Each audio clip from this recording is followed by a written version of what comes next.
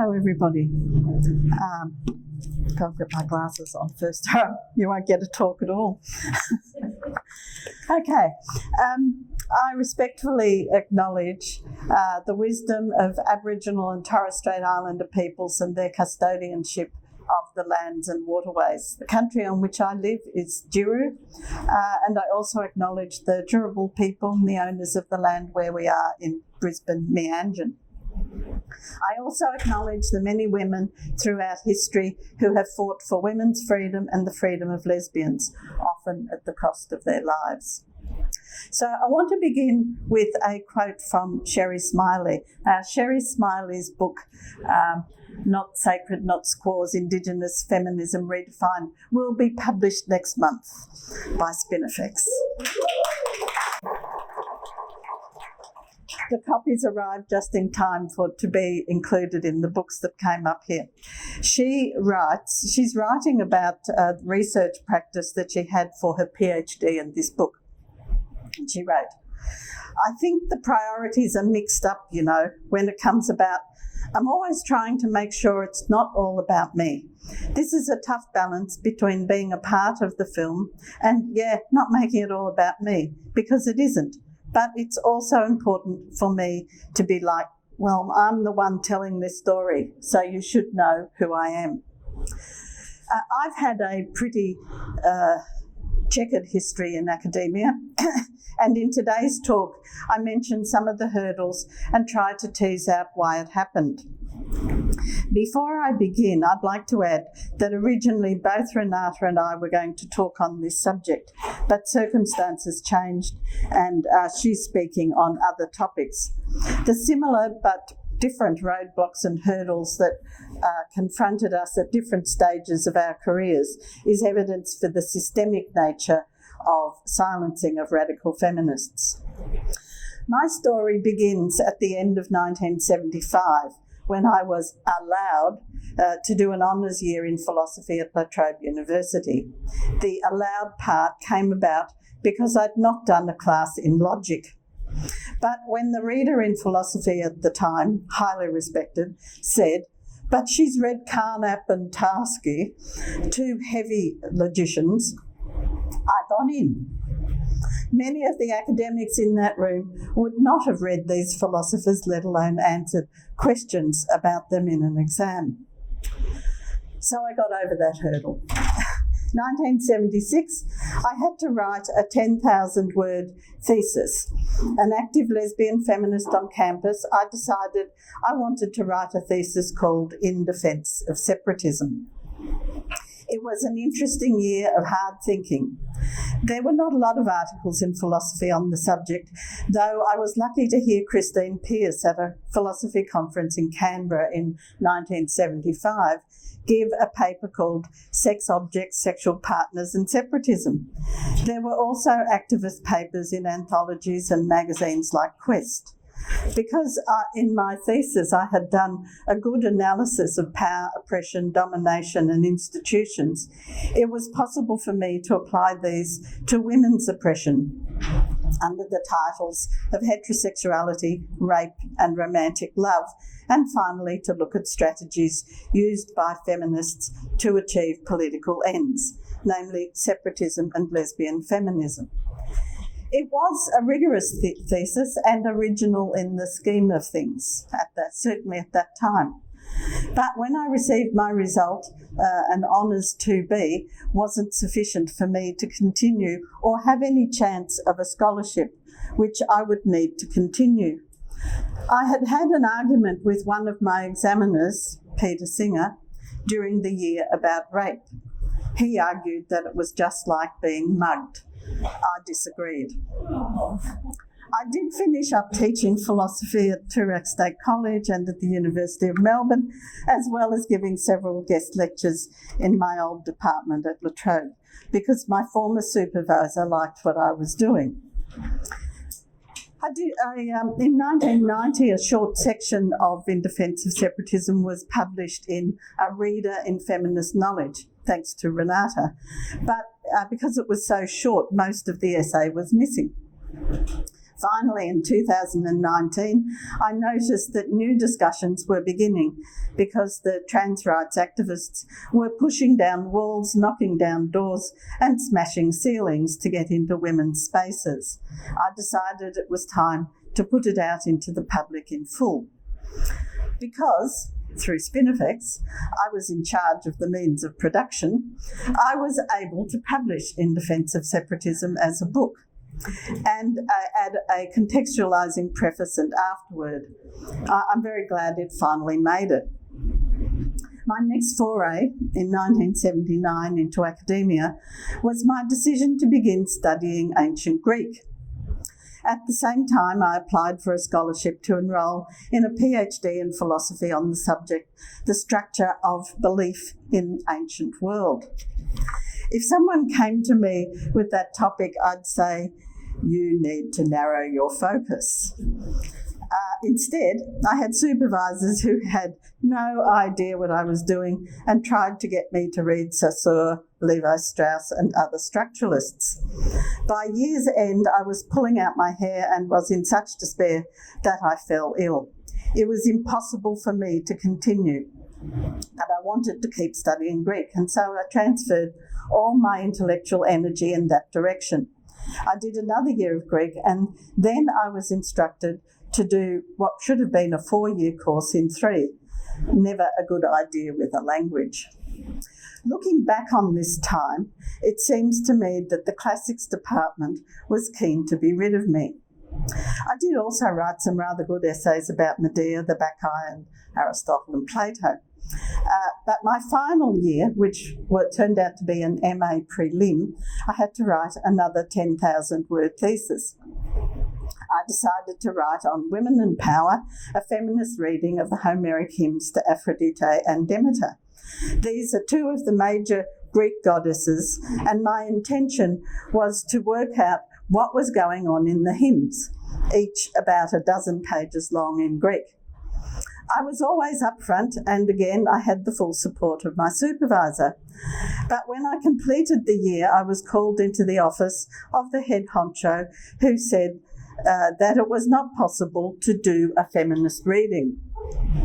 At the time, there were a few articles available in the academic journals, but a sprinkling of feminist texts were beginning to appear.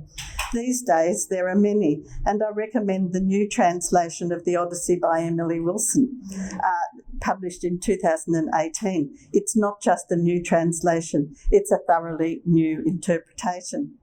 So when I got my transcript after that year, it read WH, which stands for withheld, because my work was considered incomplete. 10 years after this, I met with my former supervisor, who by then had a position at Cambridge, and he said what I had done was good and, quote, everyone is doing this now. I wished I could have yelled at the head honcho, but he was no longer on this planet. Oops, having trouble turning my page. Why does this happen? Anyway, he had died. This had later I don't know whether there's a cause and effect there. This had later repercussions when I applied for a scholarship doing what would become my PhD on wild politics. I had to explain why my average score was lower than it should be.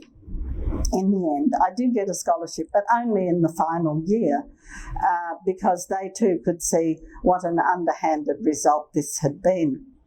So back to 1982, instead of following an academic trajectory after abandoning all of it, I began to write my novel, The Falling Woman, and many subsequent collections of poetry continue down that line, specifically Cow, Looper and Lamb, and The Sacking of the Muses. Sometimes you just have to find other ways of speaking and writing. Also had a couple of pieces published in other places, like my essay on Diotima is in an anthology edited by the well-known philosopher Bat Amir Bar-On, and half of my MA prelim was published as the Homeric hymn to Aphrodite in Goddesses of Myth and History a couple of years ago, and I'm currently working on trying to get the other half out for a journal.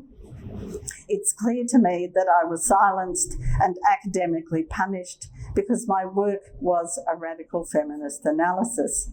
Maria Mies, in her book Patriarchy and Accumulation on a World Scale, writes, "Many men who have some power in this formal sector, such as universities, use it to get rid of women, particularly if these are known as feminists." Unquote. The third silencing was carried out by women and in many ways has been perhaps the most effective of all. In early 1984, I wrote an abstract for the Women and Labour Conference in Brisbane called Aboriginal Women's Traditional Stories, A White Perspective. The paper was accepted and I booked my flight to Brisbane. At this time, I had worked part-time for a couple of years as a home tutor in what was then called the AB Studies program, the Aboriginal Studies program, and I had studied a little Warlpiri language at Monash University. In July 1984, 2 days before the fourth Women and Labour Conference was due to start at around 10 p.m, I received a call from Jackie Huggins. Jackie, I was led to believe, was one of the organisers of the conference. This turned out not to be the case.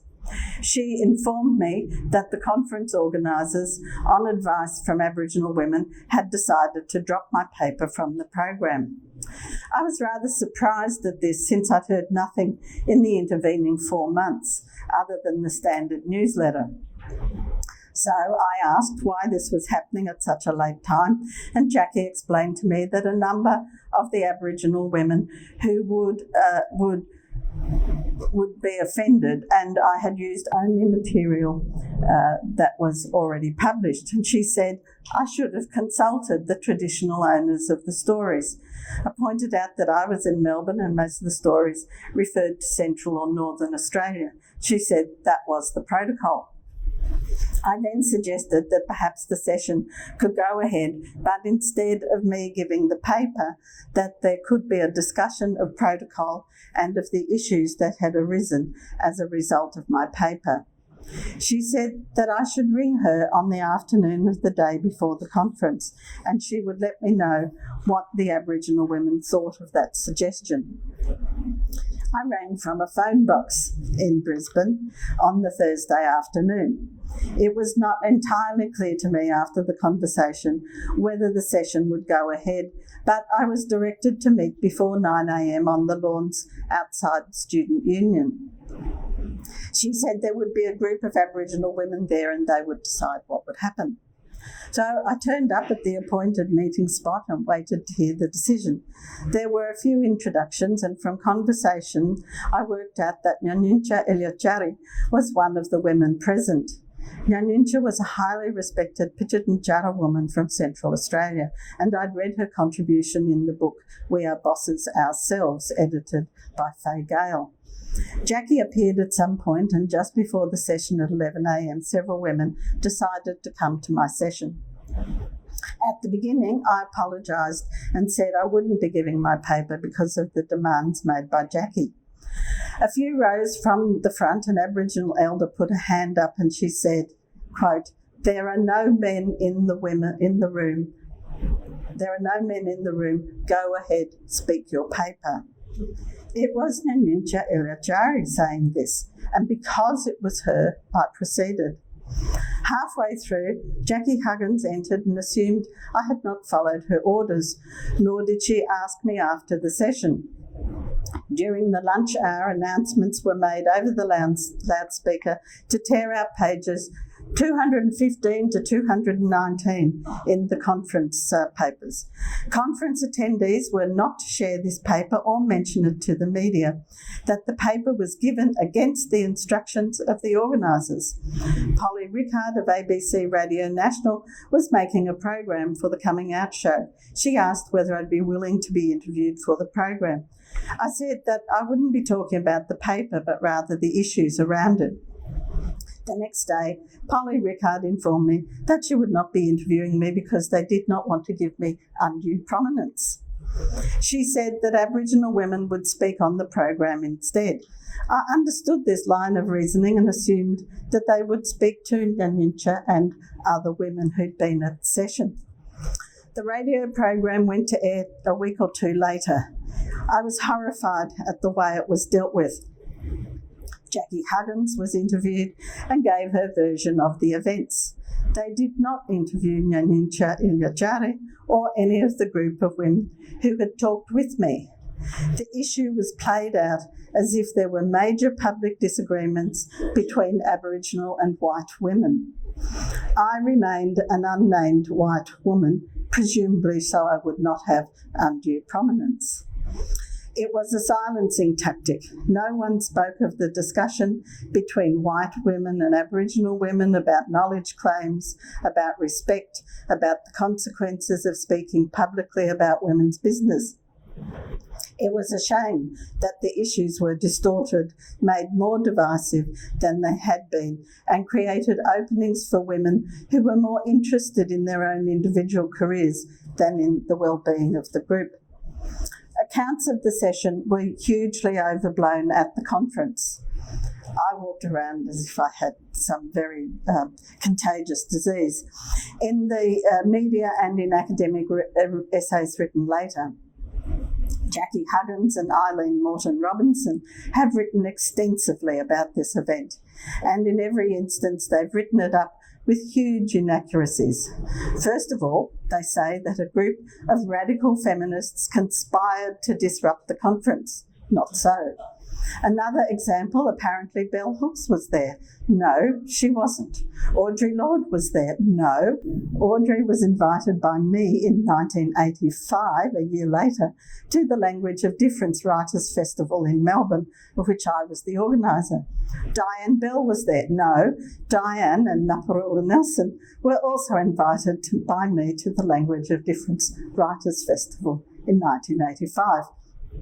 Clearly, radical feminists are interchangeable. Facts don't matter. What was the most informative aspect of this experience was the rapport extended to me by the traditional women. Sitting in a lecture theatre later that day, Nyanjincha and 4 other women sat next to me, while everyone else stayed well away. They knew what I had agreed to, why I'd presented the paper when they asked me to. They then invited me to sit with them for a while so that they could talk to me about protocol more specifically. I learned a lot that weekend. Some of this, what happened, is a misuse of Indigenous protocols, such as the words of Nyanjincha being silenced and her name not mentioned. The question is, who should be named at this time? Well, I'm naming myself as the previously unnamed person referred to in academic articles by Jackie Huggins, articles that have given her a certain notoriety. Jackie has told her story many times, leaving out so much of what happened, not acknowledging that there are other versions of the story, silencing through false anonymity imposed to create the sense that this event was some kind of white women's conspiracy. Now, what is it about radical feminists that makes us such targets of misinformation, distortion, erasure, and downright nastiness? Well, we expose the systems of power. Who holds it? Who wields it? Who benefits from it? The patterns that emerge from these 3 experiences and of the experiences of others whose stories I know is comparable to what is happening to radical feminists who speak up about the trans industry, or what I now know is the sexual fantasy law industry. As above, facts don't matter. Simply institutional weight, whether of academia, and in the third case, a mix of academic and bureaucratic weight, combined with what might be called a guilt reflex. Did I do or say something wrong? No. In none of these cases, the work was thorough, carefully presented, and when challenged, respectfully engaged with. But engagement is not what they want. Patriarchal scholarship wants an echo chamber of the same views again and again. The trans lobby wants noise rather than accuracy, and that was what Jackie Huggins wanted too. I was shocked by this at the time, but I have watched her over the years, and she is always sitting with the patriarchs, whether it is as an advisor to Prime Minister Howard, or now that some kinds of feminism are popular, as a rock star at big public events. And out of the public eye, she has undermined so many women who have fought with radical feminists to make women's lives better. Thank you.